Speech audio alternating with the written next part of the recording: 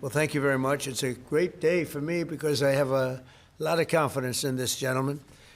And we're thrilled to swear in our new Secretary of Homeland Security, a great American patriot, to put it mildly, Mark Wayne Mullen.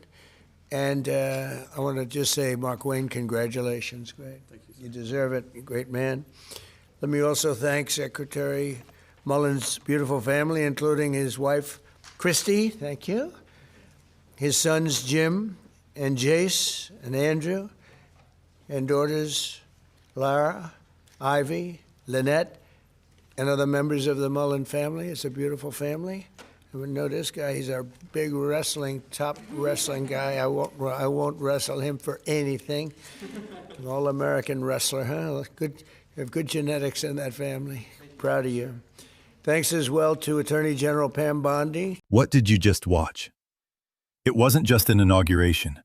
It was a declaration of war, and most of the media completely missed it. Here's what no one is telling you. The Department of Homeland Security, the agency responsible for protecting 330 million Americans, has been operating for weeks without a confirmed secretary. TSA officers are working without pay. Border Patrol agents are too. Every system standing between you and the chaos at the border is operating under a funding cutoff. So who pulled the plug? Democrats in Congress, not because of a budget dispute, not because of a policy dispute, because they calculated, and I want you to hear this clearly, that holding your safety hostage would give them a better chance in the midterms. This isn't propaganda. This isn't partisan framing. Trump said this himself in that room today, and for once, the math actually adds up. Mark Wayne Mullen is stepping into that office by taking over a department that was deliberately dismantled. The first Native American in the Senate. The first member of the Cherokee Nation in the presidential cabinet. An undefeated MMA fighter. He took over the family business at age 20. This is the man the Democrats chose to fight. Stay tuned, because in the next 2 episodes, we'll show exactly how they did it, why they did it, and what this means for every American currently stuck at the airport, wondering why the line isn't moving. If you're new here, subscribe, because this is a channel that doesn't censor the news for you. Strong, professional, and fair. As you know, the department that Mark Wayne takes over today is currently shut down by radical left Democrat thugs in Congress who have blocked all funding for DHS because they're trying to shield illegal alien criminals, gang members. They want to protect them from being taken out of the country, drug dealers, murderers. They're protecting them all. I don't know how people can vote for these people. You know, I see the midterms are close. I don't know what close means, but I don't know how people can vote for them. You take a look, men, they want men to be able to play in women's sports. They want transgender for everybody. Terrible, but that's the way it is. They don't want to give voter ID. They don't want voter ID for elections. They don't want proof of citizenship for elections. And then they get to vote. They do cheat, but I don't know, it's hard to believe they can cheat that much. Just in the past few days, we've seen the horrifying consequences of Democrats' deadly open border extremism. They want open borders, and they want to open the borders again if they have their chance, because they think they're going to get votes by doing that.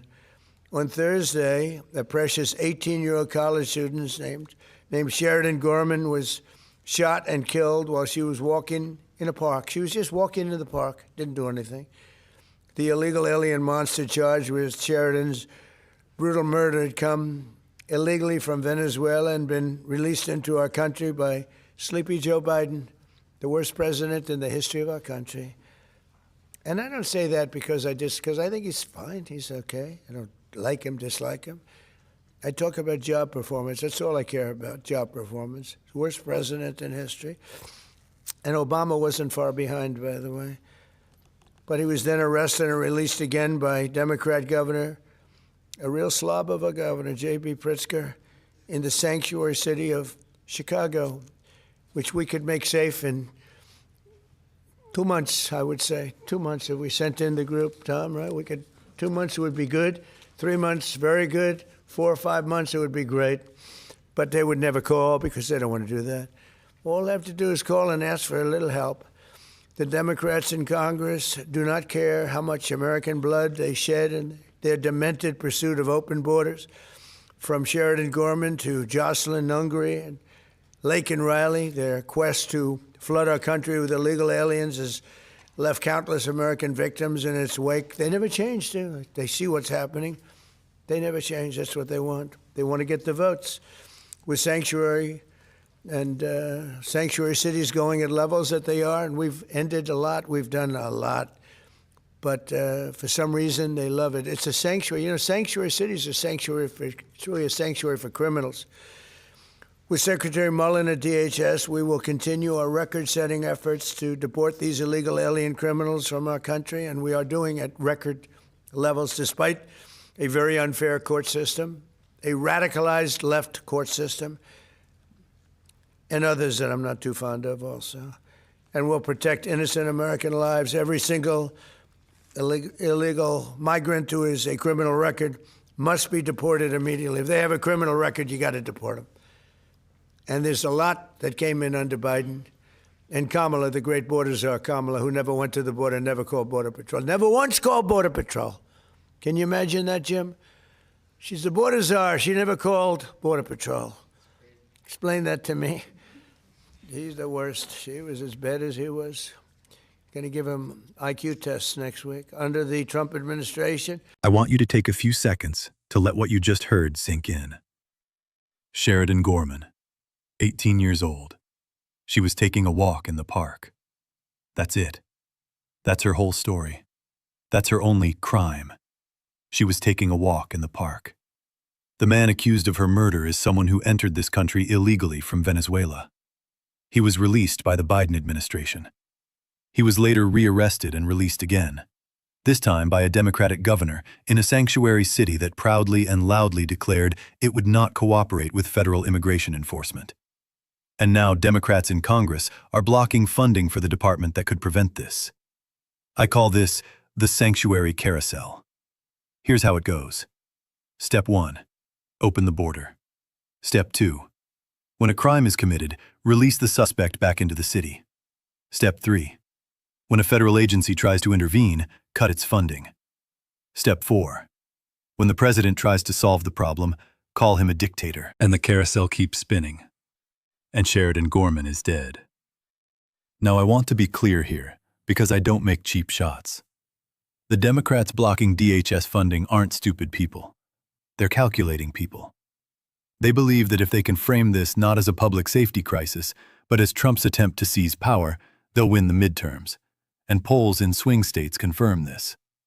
That is the bet they're making. And at stake are the lives of American people. Trump's figure today: 11,888 murderers entered this country during the Biden administration. This is not a rhetorical statement. This is data from the Department of Homeland Security, DHS. Approximately 12,000 people convicted of or charged with murder entered the country by foot or by plane during the previous administration, completed their processing, and were released. Mark Wayne Mullen now has to find them. And the Democrats have been busy for weeks ensuring he doesn't have the necessary budget to do so. We'll be right back. A man who's going to do a phenomenal job for our country, and I tell you, your family has to be very proud. You have to be very proud. Absolutely. Everybody wanted this job. I said, there's one man for this job, and I have no doubt he's going to be fantastic. Thank you, Pam. Come on over. Thank you.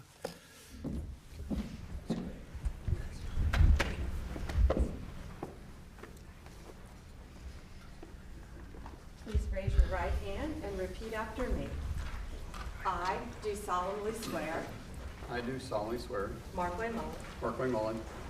That I will support and defend the Constitution of the United States. That I will support and defend the Constitution of the United States. Against all enemies, foreign and domestic. Against all enemies, foreign and domestic. And that I will bear true faith and allegiance to the same. I now bear true faith to allegiance and do the same. And that I take this obligation freely. I take this obligation freely. Without any mental reservation. Without any mental reservation. Or purpose of evasion. Or purpose of evasion. And that I will well and faithfully. And that I will well and faithfully. discharge the duties of the office discharge the duties of the office on which I am about to enter. which I am about to enter. So help me God. So help me God. Congratulations, Secretary. Hey.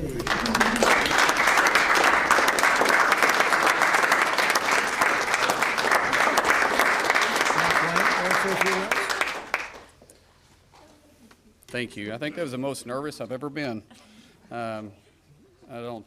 It just seems surreal being in the Oval Office and having the President of the United States speak so highly of me and then recognize my family and know my family by name. It's humbling, and I never take it for granted, but I made this very clear that I don't care what color your state is. I don't care if you're red or you're blue. At the end of the day, my job is to be Secretary of Homeland and to protect everybody the same, and we will do that. I'll fight every single day. Today, I got the privilege of meeting so many of the employees at DHS. These employees have been there for 30 days without pay. And if you need anything to know their dedication to show up and still protect the homeland that you and I enjoy and the freedoms that we're experiencing, they're working for free because of political politics. That's all I need to know. I told them, as you're fighting 365 days, understand I'll be fighting 365 days beside you. No one's going to outwork me, and I'm not going to let any of them outwork me. The President has entrusted me with this, and failure is not an option. And so thank you so much, Mr. President, for this opportunity. I won't let you down. Thank you very much. Failure is not an option. This phrase is often heard in Washington, but when Mark Wayne Mullen uttered those words today while standing in the Oval Office, looking at a president handing over the reins of the federal government's most politically targeted agency, the words carried a different weight. Because he also said this, and the cameras barely caught that part. These employees have been working without pay for 30 days. 30 days. A month. These aren't political appointees waiting for stock options to vest. These are agents, analysts, border agents, people who still show up to work because the alternative was leaving a loophole in the system that someone, somewhere, would exploit. This is the institution Mark Wayne Mullen has stepped into, and the question no one in that room asked, and the question I'm asking you now, is this. What do you think of a political party that was willing to leave these people without pay for a month just to score points before the midterms? I'm not telling you to agree with every Trump policy. You don't have to.